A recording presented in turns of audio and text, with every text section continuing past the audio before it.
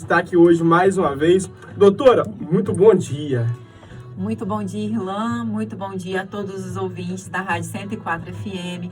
É um prazer estar aqui novamente nesse último programa do ano de 2024 e com muita gratidão, muita alegria por ter compartilhado, desse ano com vocês, com o meu grande amigo Irlan, que me fez esse convite, que é tão querido, e estar aqui hoje passando mais uma mensagem, mais um pouco de aprendizado aí para as pessoas, orientação, para a gente vir abrindo aí um ano de 2025, com muito planejamento. Com certeza, 2025, gente, promete muito. Doutora, desde já, antes de começar a nossa entrevista, quero te agradecer do fundo do meu coração, também em nome da Rádio 104, por essa parceria.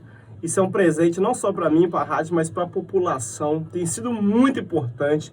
As pessoas me cercam na rua, as pessoas me mandam mensagens.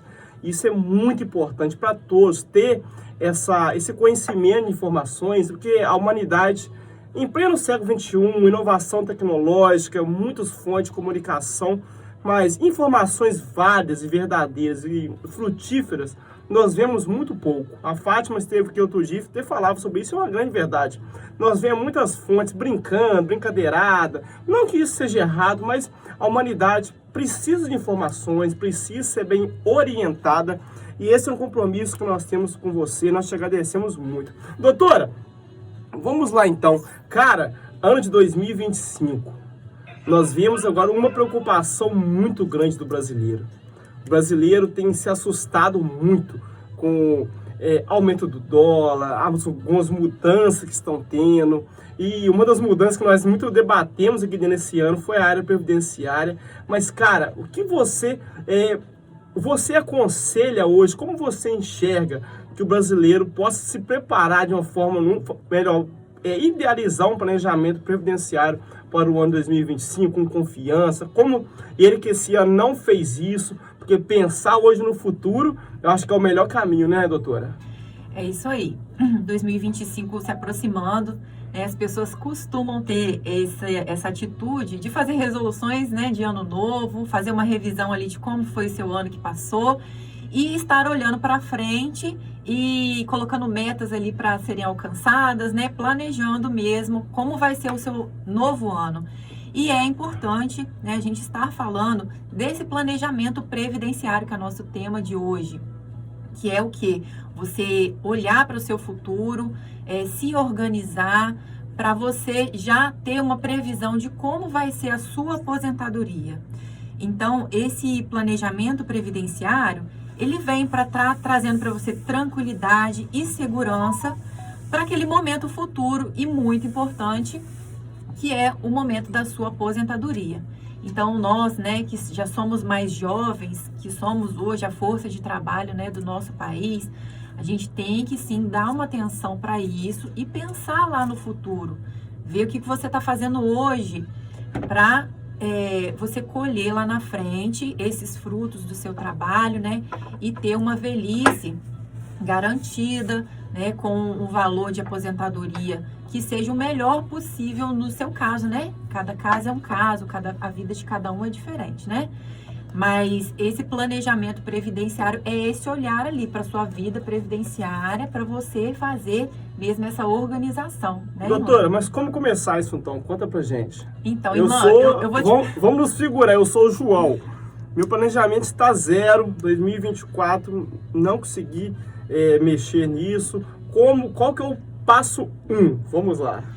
Então, o primeiro passo é você procurar um profissional, de sua confiança e especialista na área previdenciária, que faça o planejamento previdenciário. O planejamento, ele vai consistir em quê? Em fazer um apanhado de toda a sua história de trabalho. Então, através do INSS, hoje você acessando o site do INSS, chama Meu INSS, você pode jogar até no Google. Você acessa com a sua senha Gov e ali você consegue acessar o CNIS. CNIS é o extrato previdenciário. Ele vem todas as informações referentes aos vínculos trabalhistas que você teve durante toda a sua vida. E lá tem também todas as contribuições e todo o histórico da sua remuneração também. A partir dali, você tem uma base de informações para você ver como foi a sua história até aqui, E aí você vai pegar esse CNIS, né? O profissional vai pegar esse CNIS, que é esse extrato previdenciário, e vai fazer uma entrevista com você, Irlan. Cadê a sua carteira de trabalho? Cadê os seus documentos de trabalho, né? Que você eventualmente tenha guardado aí, seus contra-cheques, né? Em algumas regiões a gente fala olerites, né? Seus contra-cheques, seus olerites. Às vezes você teve uma reclamação trabalhista. A gente traz também essa reclamação trabalhista para ver o quê? Se a sua realidade está refletindo nesse documento, né, que registra ali os seus vínculos e suas contribuições, tá?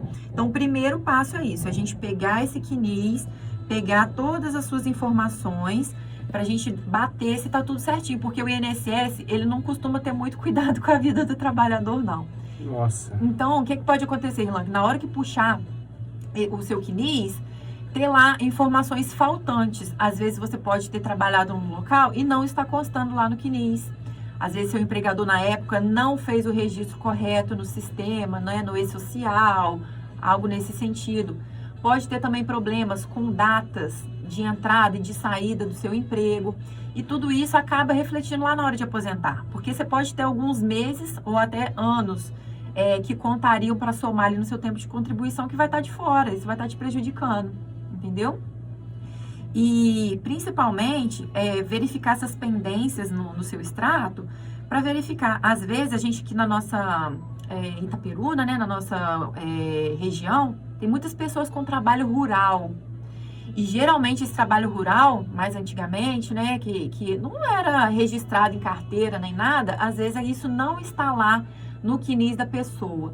Quando ela vai se aposentar, esse período não está lá constando. Então, às vezes, você perde anos ali que você trabalhou, que não vão ser contados na hora da sua aposentadoria.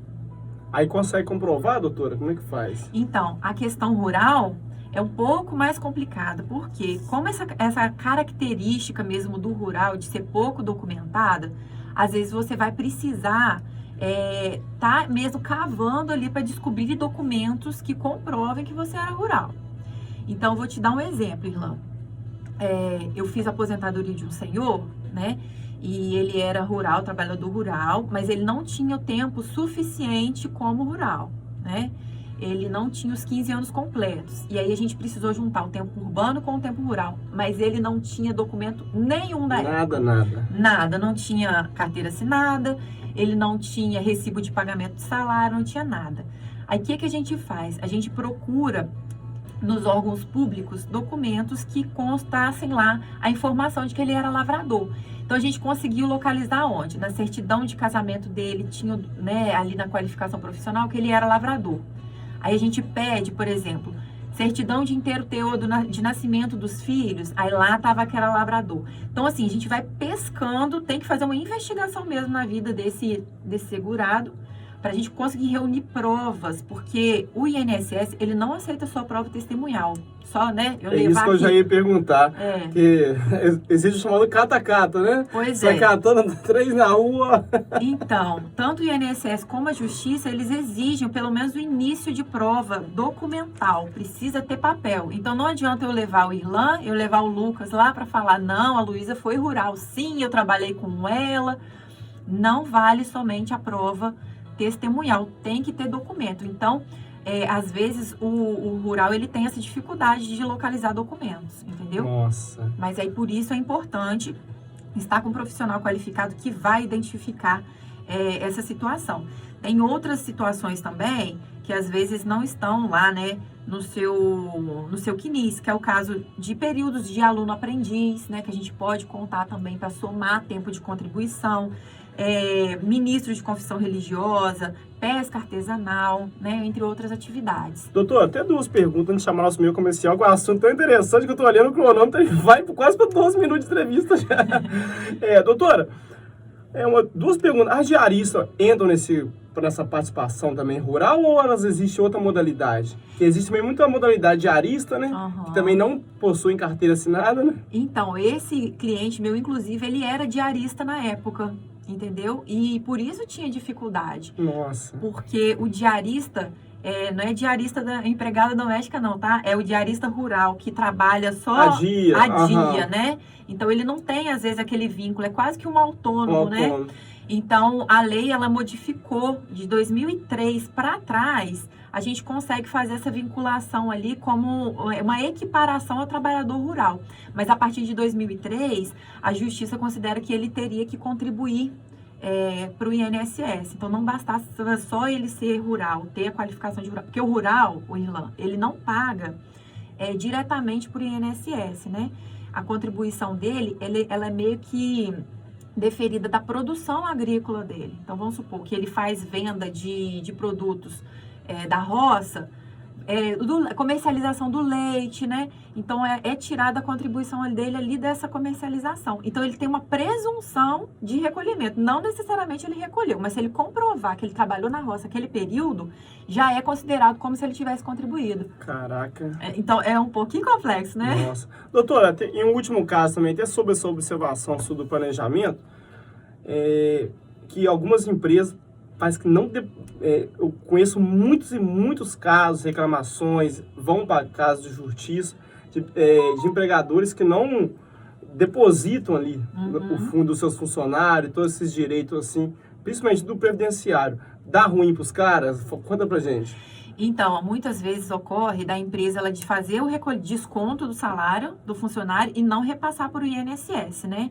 Se esse trabalhador ele for de carteira assinada, ele tem a presunção de recolhimento da contribuição. Então, não importa se de fato recolheu ou não. Se ele tem o vínculo trabalhista, vai considerar como se tivesse sido recolhido. Ele não vai ser prejudicado pelo erro que o empregador dele cometeu de não fazer o repasse do INSS, entendeu?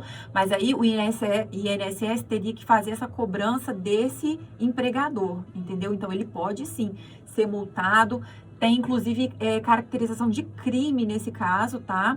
Eu não lembro agora a tipificação, mas é algo tipo apropriação indébita de contribuição previdenciária, algo assim.